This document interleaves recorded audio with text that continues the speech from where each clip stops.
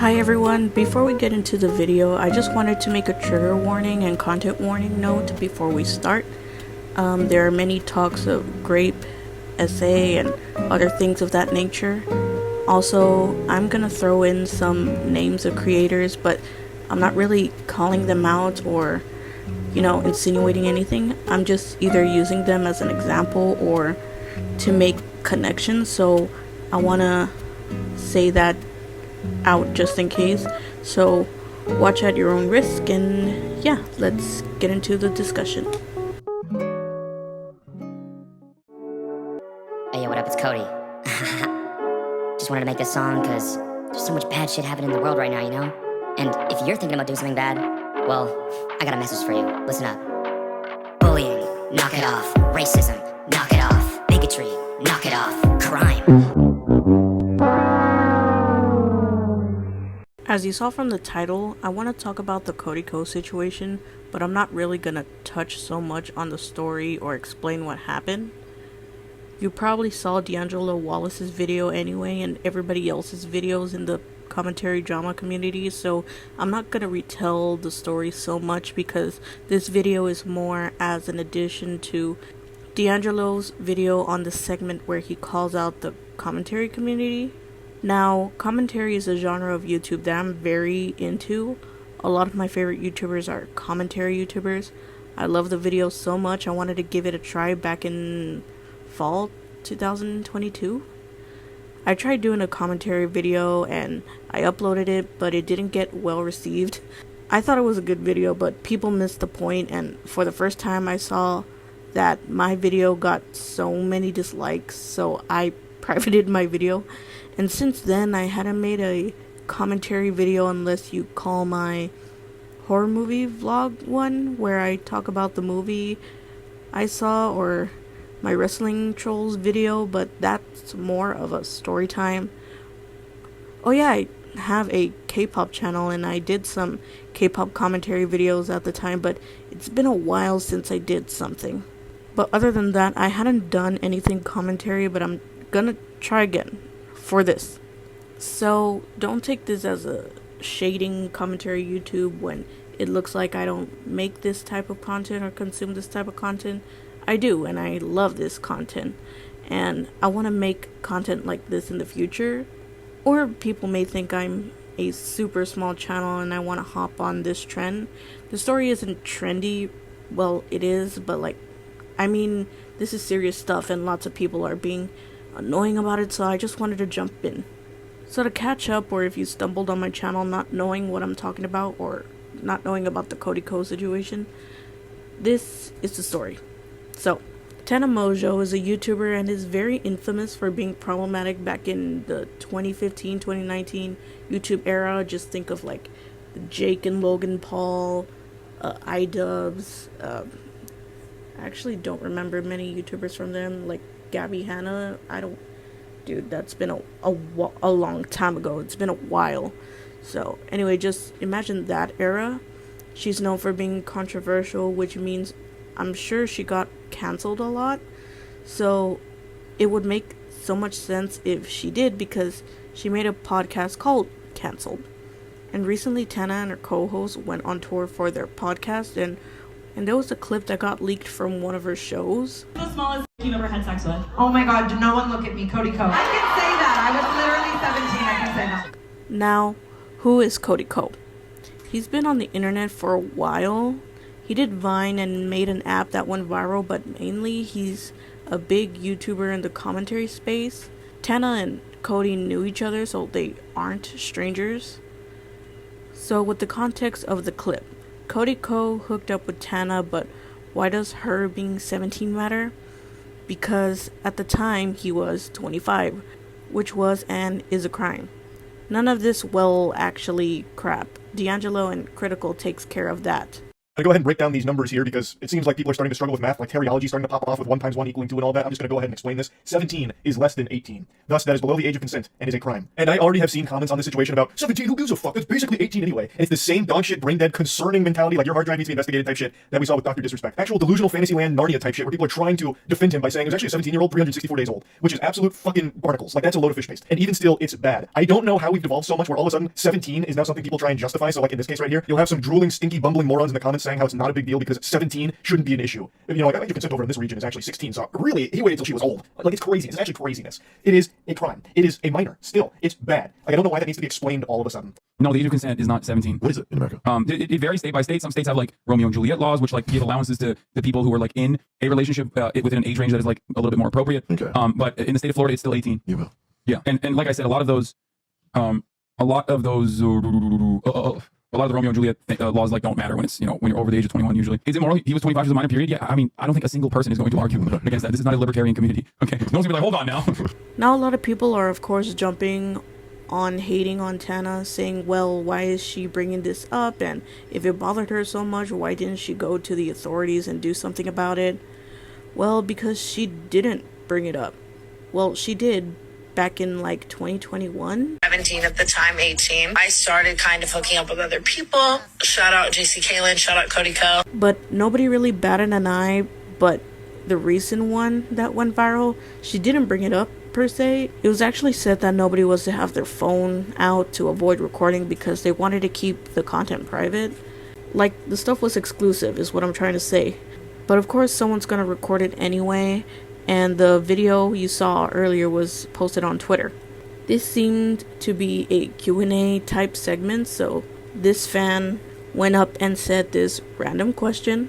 Tana and Brooke wouldn't have known this was gonna happen, and she, Tana, answered truthfully and it went viral. But I want to say, even if she did bring it up, like herself, she has every right to do so anyway, point blank period. And after that, Tana got a lot of backlash, and she talks about it on her podcast that she herself doesn't feel trauma connected to the situation because since she's a comparative person, she feels that she's been through so much worse to care about what she felt at the time. But as she is the age that Cody was when he hooked up with Tana, now she's processing it and realizing that it was wrong. And it wasn't her fault. She says that she was a fan of Cody and obviously she was young, so of course she hooked up with him. But why are we blaming Tana when we had a whole ass 25-year-old Cody finding a minor attractive? Don't associate or hold it with trauma because I am such a comparative person where I'm like, so many worse things have happened to me. No things manifest in ways other than me directly feeling them. Like maybe I don't feel traumatized in certain aspects from certain things and other things I do, but you know, maybe they just manifest in ways other than directly feeling. Like I said, people are trying to bring in technicalities with the ages and stuff, like 17 is basically 18, so blah blah blah. I honestly get that argument, not really for the record, but you know how people argue when someone is 17 and someone else is like 19 or 20. I'm 21, so personally I wouldn't be attracted to someone who was under 20, so I wouldn't even think about that. And it also helps that I follow laws, and when the law says I as an adult cannot date anyone under 18, I follow it, so I don't even fathom doing that. Even if 18 was legally okay, I still wouldn't do it, because the thing is, you don't hold any similarities to someone who is 18. Being 21, I have a whole other life than someone who hasn't even graduated high school. Sure, the age gap's small, but it's just not right. So I unfortunately see that argument when the age gap is like 17 to 19 or 20, but when the conversation is 17 with a 25-year-old, a young girl with a dude that's pushing 30, there's no room whatsoever to defend this. Like, I'm sorry. Like, at that point, frontal lobe is fully developed and you should know not to do that by now. And sure, you may say, well, maybe he didn't know about the age and stuff, but Tana did also say that Gabby Hanna, of all people, witnessed Tana and Cody being together at some event, and Gabby pushed Cody aside and told her that Tana was underage, so Cody was fully aware of it. D'Angelo found the specific clip that was actually wiped out of the internet, where Gabby talked about this years before Tana even talked about it the first time. One time, I told a guy, I saw him making out with a girl at a party who was underage, and I pulled him aside and I was like, hey man, you probably don't know, I know she like looks a little older, she's underage, watch it. And he's like, oh my god, thank you for telling me. And then he turned that. Not to mention, Amanda Toddhunter also made a good point in her video that when Cody and Tana would collab, he kept saying that them being in the same room was weird and Tana should teach him teen slang because he's so old. So there's no way Cody or even his defenders could bring up the narrative that he didn't know about her age. Tana also said that when the allegations were getting some light the first time, I believe, Cody texted her and asked her if they were good because he has a wedding coming up, blah blah blah. Like, if it weren't for Tana sharing the Gabby info and the video that confirms it and the messages from Cody, then the narrative would still be, oh, Tana's probably lying, there isn't evidence. But now that there's evidence that maybe doesn't prove it but contextualizes the story, this is where y'all need to stop pointing the finger on Tana and start looking at Cody. All he did was text Tana when they started coming out publicly and say, are we good? I think if he turned around and like now as a, 33, I want to say? As a 33-year-old man, if he turned around and said, hey, just want to check in and see how you are. I've been thinking a lot about what happened between us and I really didn't mean to take advantage, but I completely understand that you might have felt that way. I completely understand that what we did was wrong. Even if I felt you were consenting at the time, I should not have taken advantage like that. I'm very sorry and I hope you're okay. If there's anything you need, let me know. If he'd said something like that to her, I'd be like, you know what, yes, he has learned from this, this is great, this shows maturity, this shows growth, but he hasn't. He's just been like, are we good? And like, can we cover this up essentially? Can you stop talking about it? And the fact that he's not talking about it or addressing it, again, kind of makes me feel like he'd rather just cover it up than address the fact that he did something wrong and try and make amends for it, you know? Tana also shares how bad she feels that not only nobody is believing her story, but that other girls and women are seeing this reaction from the internet and is not gonna make them want to come out with their stories because the reactions on the internet was just so foul. And Cody has yet spoken about anything. He is definitely obligated to, contrary to the Cody defenders' belief. Because you know what if Tana is wrong? Tell your story. But as D'Angelo says, he is in a weird situation where if he tells the truth, he confesses into doing a crime. If he lies, his lies will probably not add up with the story, considering we have Gabby Hanna who can possibly come out and say, Cody, you're wrong, what I told you literally happened. And if he stays quiet, it gives off the idea that he did do it, considering this is the route people take when they do something wrong. So damn if he does, damn if he doesn't, but too bad. Not only is he quiet, but he is also censoring YouTube comments about the situation, and moderators on his Reddit is deleting any mention of the situation as well, and that is making him look really bad, like really, really bad. To the point where people are now taking their comments about this to Cody's wife's channel, which is just so unfair for her, but it's Cody's fault.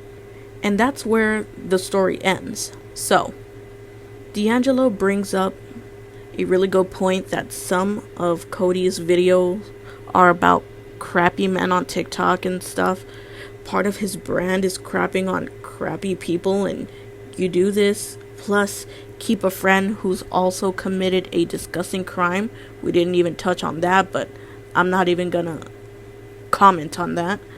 And let your audience comment misogynistic things to Tana. Like, it just doesn't make sense. I don't know. It's also crazy that your friend who also rants about shitty men and uplift women as a brand also seems to protect you. It's just crazy how protected men are when they do terrible things. And it's crazy how the commentary space, a space I dreamed to take a part in, is just a boys club. When D'Angelo talked about the boys club part, it really did come full circle to me, in the sense that I watched not so long ago an Anthony Padilla video.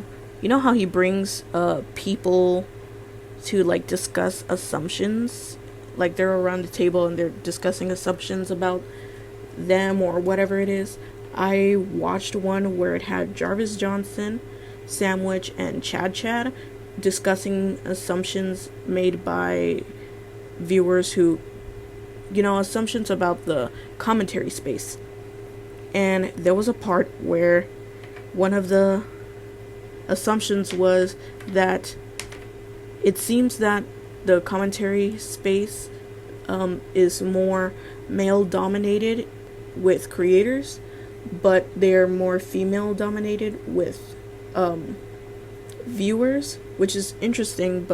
And the three of them basically confirm this like narrative. So it was interesting that D'Angelo made that point as well. YouTube seems to be more male dominated, but the audience is more female dominated. Over the years, my audience has shifted because when I started, it was I was making videos about software engineering, and it was 99.9% male. That's a crazy ratio. It was wild, and I had a female friend of mine who was also making similar content, and her audience was also 99%. And she was trying to extend the olive branch to like women in STEM and tech and stuff. And it's just like the YouTube algorithm would just like push it to these audiences, and it was hard to get out of. And now it's like 65% female. I think last time I checked it was 70 to 80. Yeah, it's on a video to video basis. Mine's like leaning more towards men, but mine can like dip into video game content, and women don't play video games. Right, no, we're not allowed to. Yeah. Only Bejeweled. Right. Yes, Candy Crush. Yeah, I love Candy Crush. I think that to that point though, I, as a guy, and in the current landscape of like young men online and the types of content that are appealing to young men, I'm trying to figure out how to be more accessible or more kind of extend that olive branch to those people because they are impressionable. And I do think that if you have a dissenting voice from a guy, unfortunately, like as a young person, you might be more inclined to like listen to somebody who like looks like you or has like a similar life experience. And I don't want to just be kind of preaching to the choir, exclusively talking to women about weird guys. Right, yeah. You know what I mean? And like going back to what you said about like there being more male commentary YouTubers, I do actually know it's true because I remember there was a time when I first got into it that I messaged you and I said, can you send me women that do commentary? Because I was watching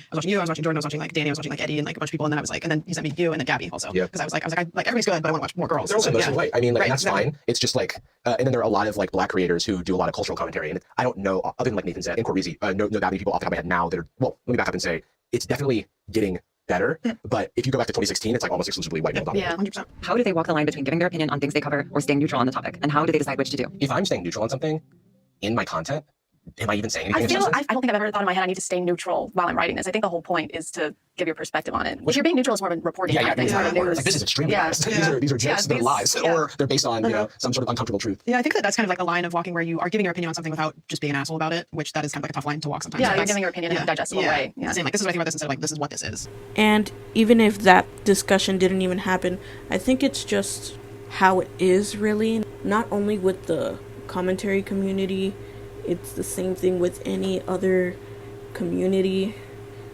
on YouTube, and not only YouTube, that's just life, that men are just more prone to get away with things or to be more liked in things.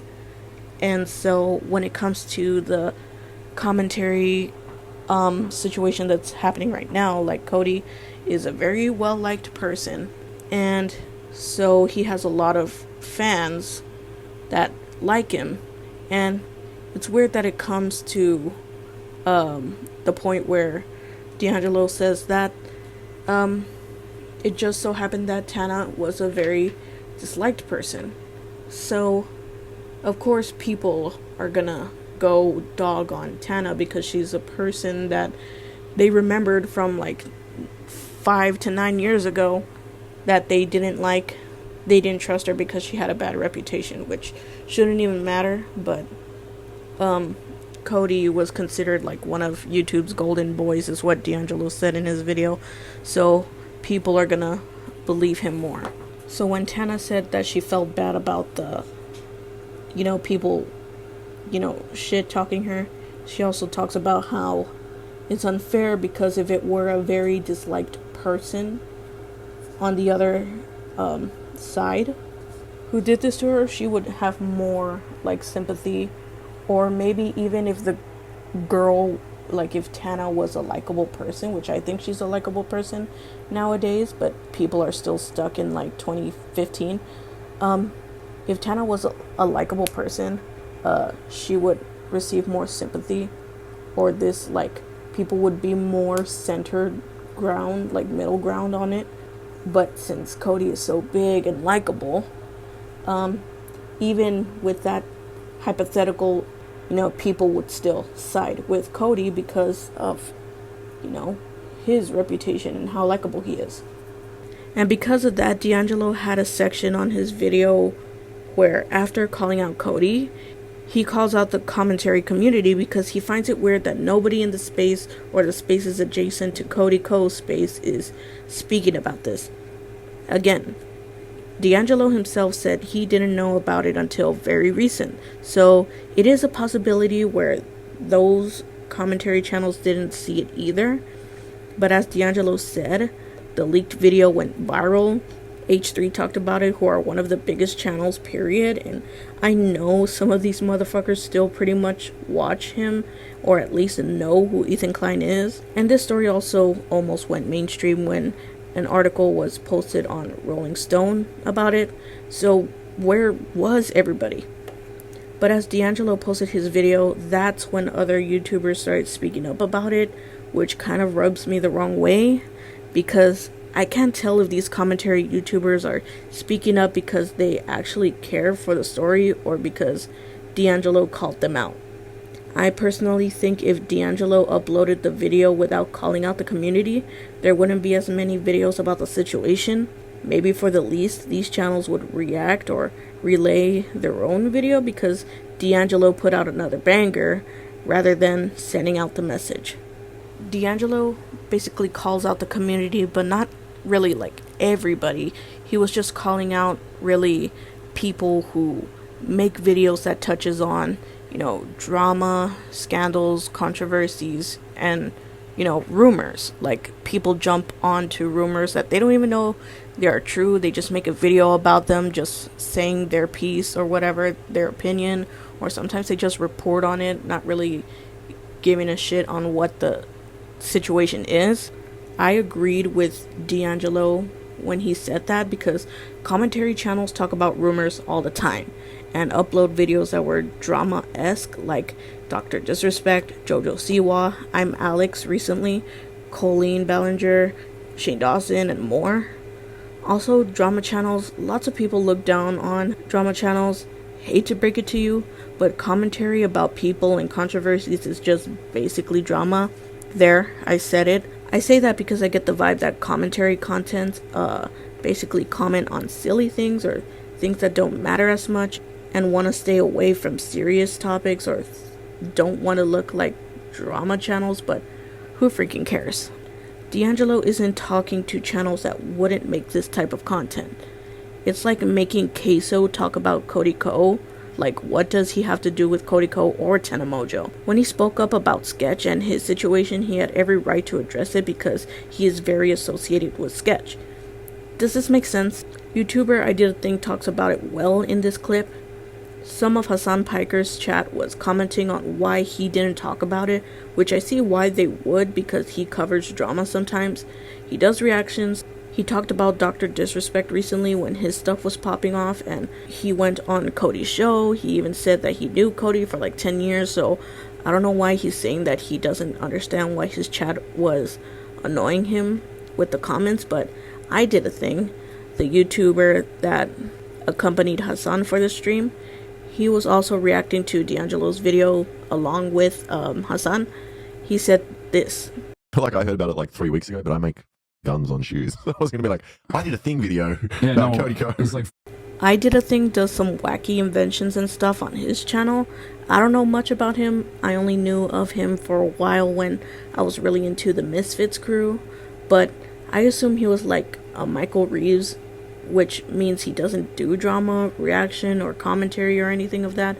So he has no business with addressing the Cody Ko situation unless he was very associated with him, or if he cared so much about a topic like this, he could share D'Angelo's videos to his audience to show support to Tana. But this stream was his first time seeing the information, and he knew about it like 3 weeks before that, but didn't think much of it. So some of y'all need to chill with your faves. Like, if they don't do commentary, don't bombard them with asking for their opinion about the situation.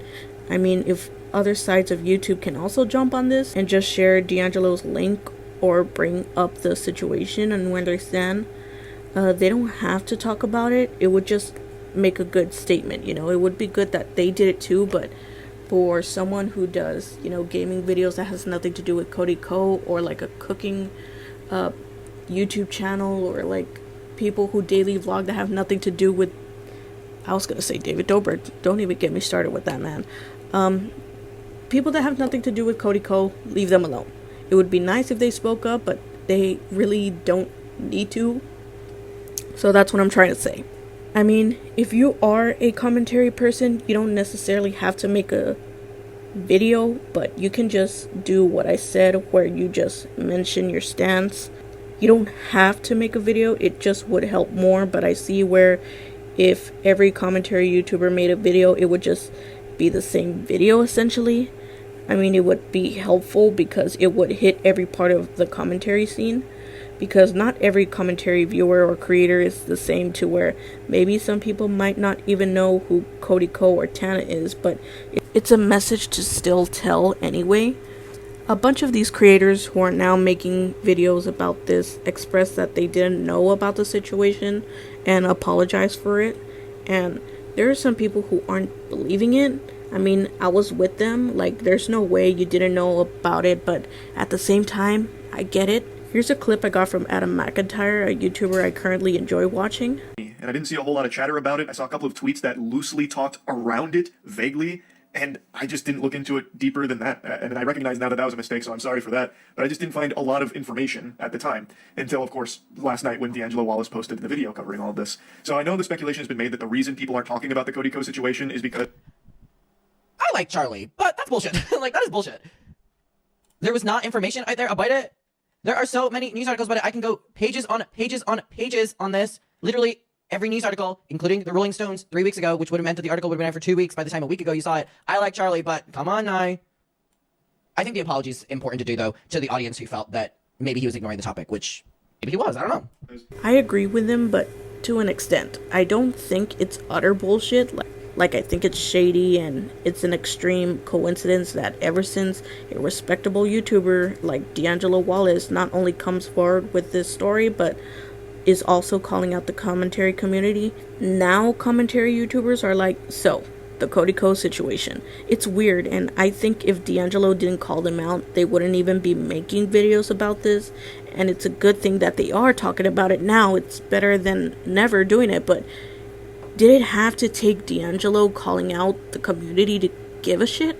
So I get what he was talking about. There's like a lot of information out there, but it just didn't rise up to their space.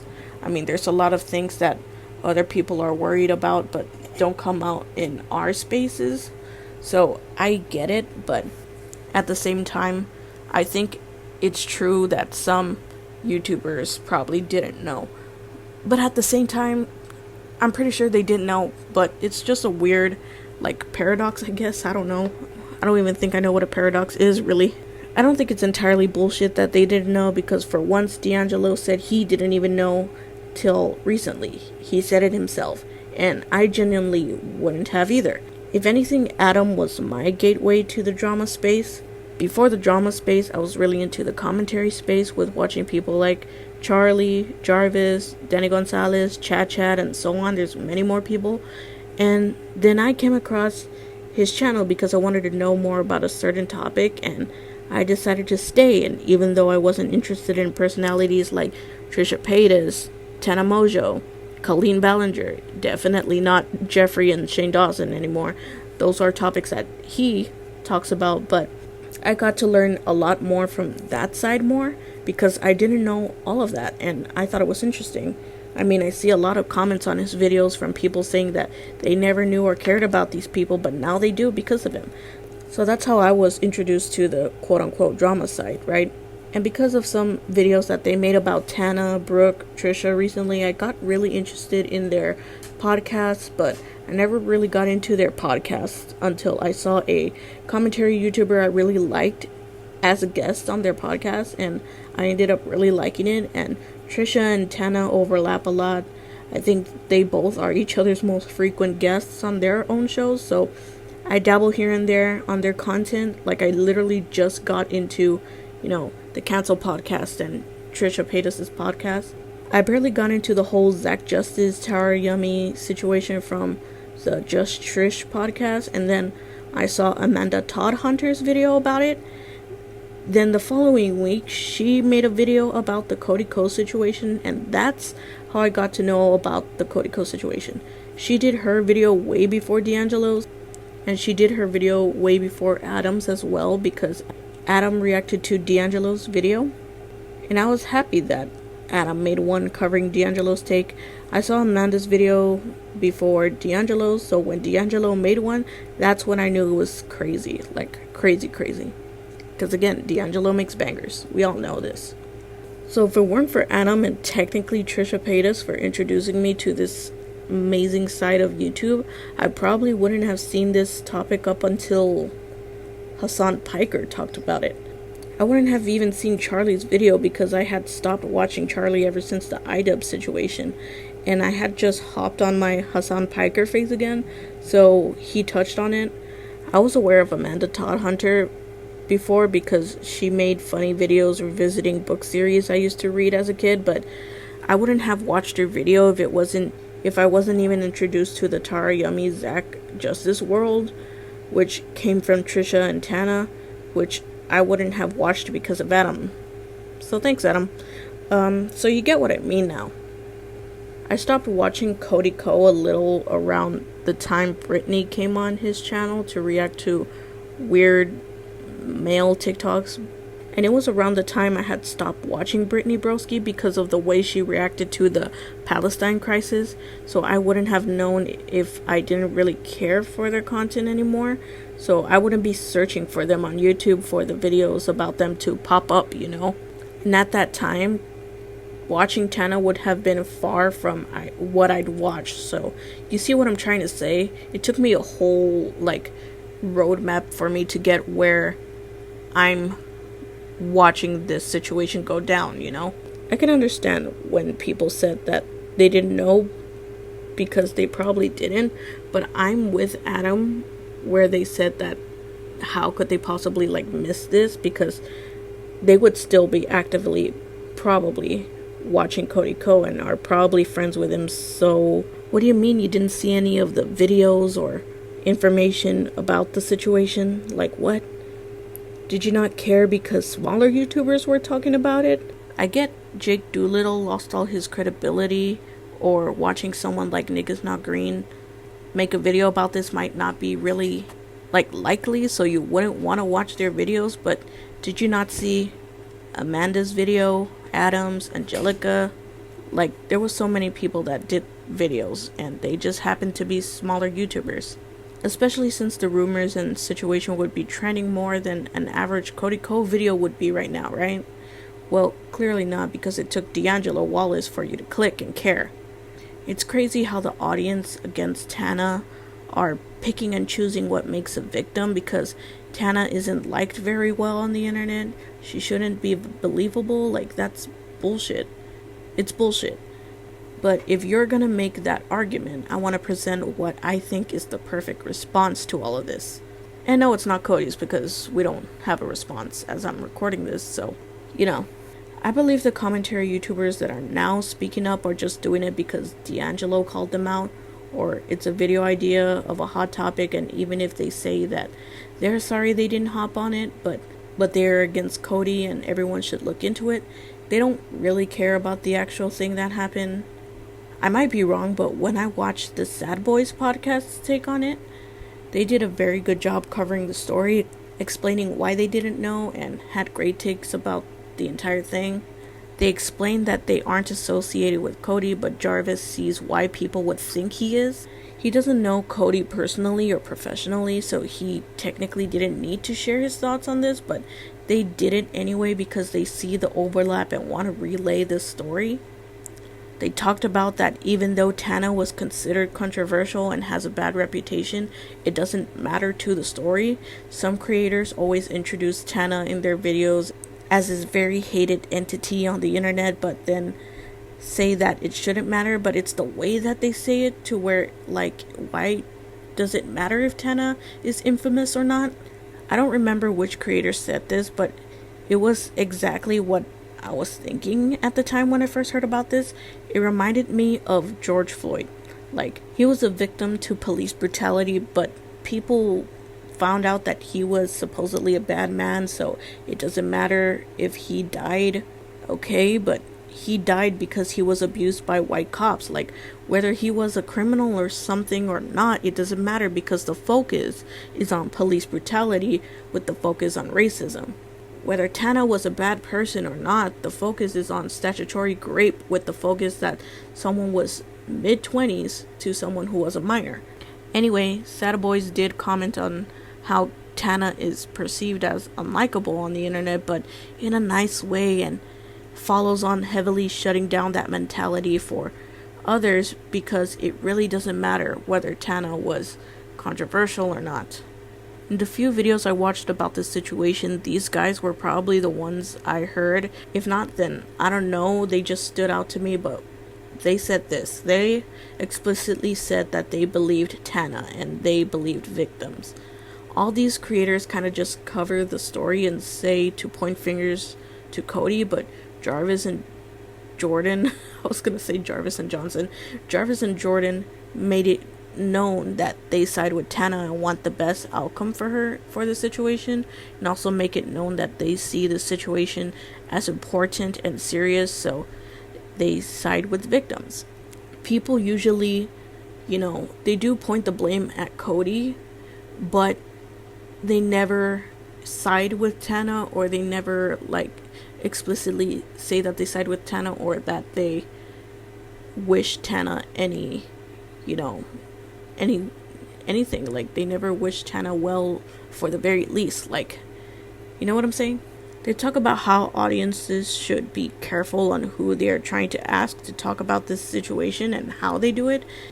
In their case, they aren't associated with them at all, so they shouldn't say something technically, but they wanted to anyway. They see why their audiences would want to hear it. They notice that women and non-binary individuals were getting bombarded about this, when this should be on Cody and his bros and other creators that jump on rumors and cover these sorts of things and such. But again, it's crazy to me that Miss I'm for the girls and men are yucky, but I'm friends with Cody because he's one of the good ones, is centrist about the situation and said if it's not true, and don't even pay Tana any respects. Not that she died, but you know what I mean. If she's such a girl's girl, why does she need to still respect Cody? They do share how to bring this situation up to other creators correctly. Don't harass them, don't police people that liked a photo years ago. That doesn't mean they associate with Cody. I mean, I probably did back then too, but that doesn't make me associated or even a fan of his. And finally, they express that any revenue that they receive in their video will be donated to RAIN, an organization that deals with SA victims, gRape victims, sexual violence, and anything of that nature, which I think is a very good move, because they didn't like the idea of putting Cody Ko in the thumbnail and just talking about it and receiving revenue on it. So they are donating it to a great cause, and I like that from them. They didn't have to do that, but this was an amazing thing to do to really set the message of the situation. Their whole demeanor and delivery of this was just so good. Maybe others may have different interpretations of what I just said, but I think it was really good, and other people should rip a page off of their book, so you should definitely check out their response on it. Okay, this is a weird tangent. I probably shouldn't even put this in the video, but this was a connection that I made. But let's talk about Nick is Not Green, since I mentioned him earlier. I personally wasn't a fan of Nick is Not Green, just like Jake Doolittle. I just watched their videos here and there. I didn't like how Nick, talked about the airplane lady situation, and I stopped watching him. But then when he talked about the super mega situation, that's when everything went downhill for him. This has a point, I swear. If you don't know what that situation was, it was when an employee of the super mega space came forward to make a statement that they got essayed by another super mega employee, and that these super mega guys didn't do anything about it and didn't care. I forgot whether they were an artist or an editor. I think they drew art for the thumbnails and all that stuff. I'm sorry, I forgot. It's really been a while, but it was a whole thing. You can watch some videos about it. Maybe this could be another video of mine in the future, but I'm low-key kind of scared to do it.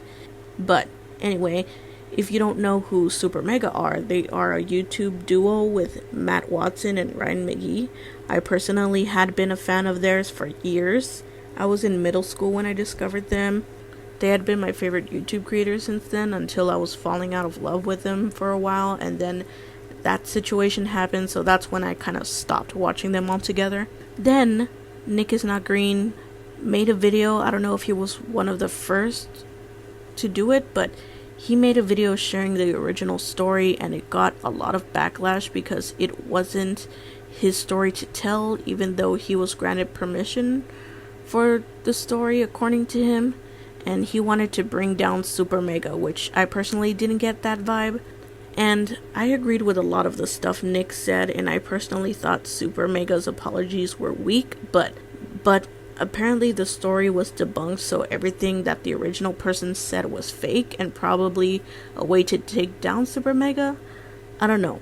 There's a lot to it, but I personally believed Nick's opinion was aligning to mine when I was a Super Mega stan. Like, I was a huge fan of theirs, basically for almost 10 years.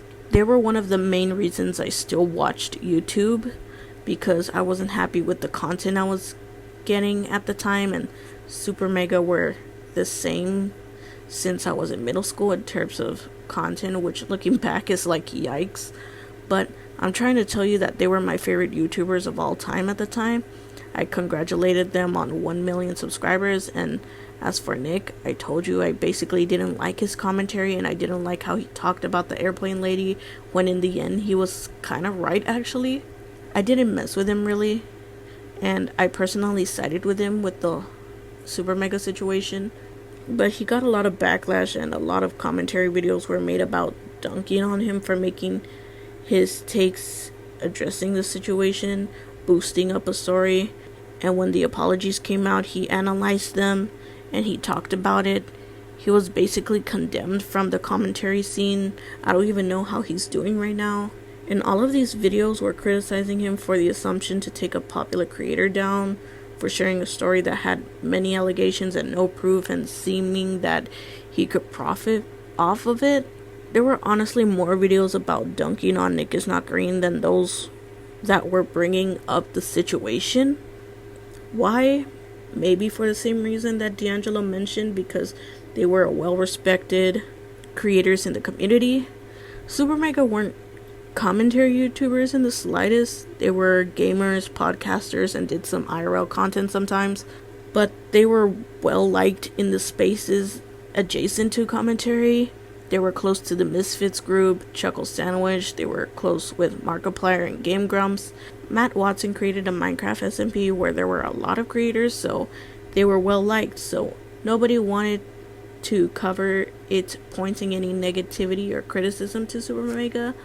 That's what I think, but I don't know. That's probably a stretch coming from me. Eliza, get to your damn point. Okay. I'm thinking that the community somewhat learned from this situation to not to post a video about a serious situation unless there is some evidence, because it could possibly be a story that was not true and a way to take down another YouTuber. So that's why people in the commentary community does not hop on more serious topics unless it's like super clear that there's a bad guy, like the I'm Alex situation, Shane Dawson, Colleen, Dr. Disrespect, and all of them. But like the Cody situation where there's a well-liked YouTuber, like the Super Mega guys, they weren't super popular, but they were very liked from my perspective, and a YouTuber that people in the community somewhat didn't like, such as Nick is Not Green. In my perspective, many people didn't like them, so it was easier for creators to really take sides, and that's if the topic mattered to them, right? So that's my connection I made. It was probably way out of reach, but it was a connection I thought I'd throw out there, and you could tell me what you think. So to close this video off, I'm tired of weird people and horrible people going scot-free in this platform and being idolized. As for Cody, he doesn't need to go to prison. That was way past us and Tana. Again, she didn't bring this up for attention or to take down Cody. It's just it just happened in their show, and someone uploaded the video when they explicitly told them not to. But I'm more tired of the commentary community, or communities and fandoms in general, acting this way when it comes to real stuff like this. I'm just so tired of it. It's so annoying. So my first real attempt to be in the commentary community was calling out and criticizing the commentary community, which is kind of crazy. Who knows if I continue to make videos like this in the future. I'm still trying to figure out what I really want to do in this platform, but yeah, that's all.